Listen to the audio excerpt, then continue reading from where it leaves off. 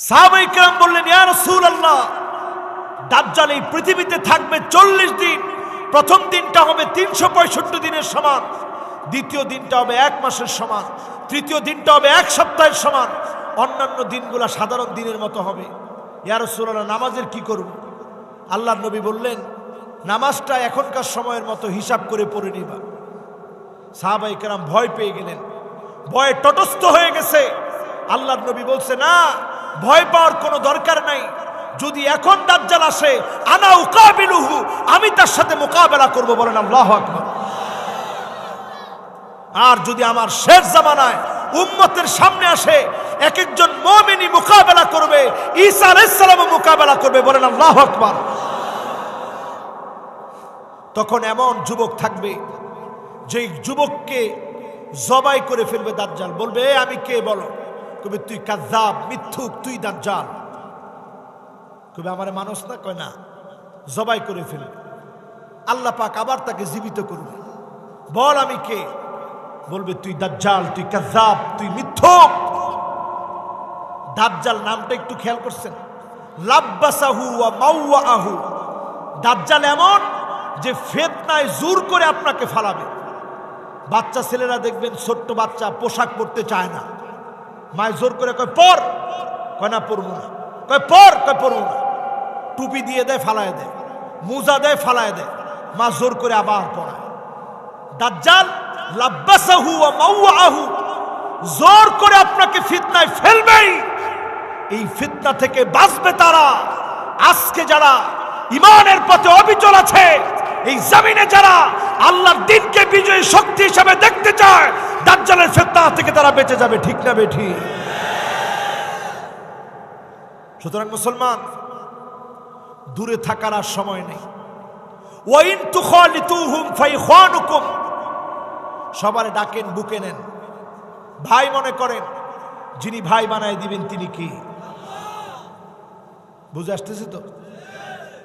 তো দাজ্জাল এই পৃথিবীতে থাকবে কয়দিন? কথা কয় না, কয়দিন? প্রথম দিনটা কয়দিনের সমান? দ্বিতীয় দিনটা কয়দিনের সমান? তৃতীয় দিনটা কয়দিনের সমান? সুবহানাল্লাহ, সুবহানাল্লাহ। এই তো আজ মুখস্থ। এরপরে দাজ্জাল ওই যুবকরে যখন ফিতনায় ফালাতে বারবার চাবে, ওই ছোট্ট বাচ্চাদের মতো, লাব্বাসাহু ওয়া মাওয়াহু, বলে, বল আমি কে? এই যে আমার জান্নাত দেখছস? যুবক একটুও নড়বে না। আবার যখন বলবে, তুই দাজ্জাল, তুই মিথ্যুক, এবার যুবকটাকে যখন জবাই করতে যাবে, আল্লাহ পাক যুবকের গলার মধ্যে তামার একটা বেড়ি আল্লাহ পড়ায় দিবে।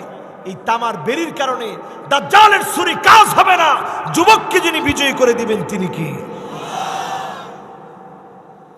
এজন্য আজকের যুবকেরা ফিতনায় পা দেওয়া যাবে না।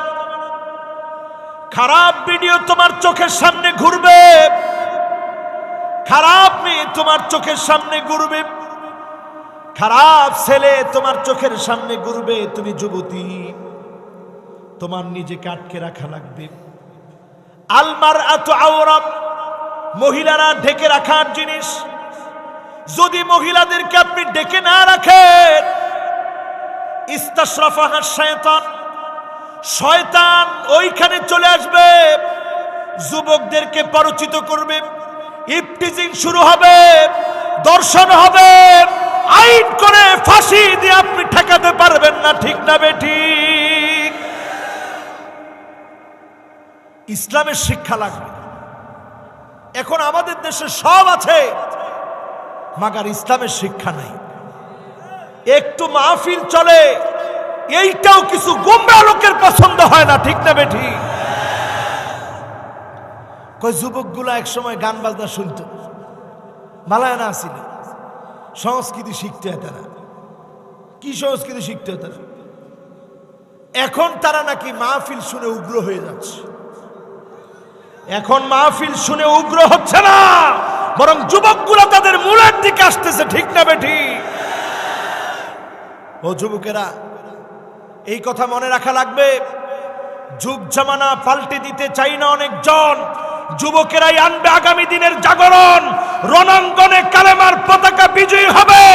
ইল্লাদখালাহুল্লাহু কালিমাতাল ইসলাম, ইসলামের বিজয় আসবেই আসবে, কেউ আটকায় দিতে পারবে না, পারবে না, পারবে না এবং পারবে না।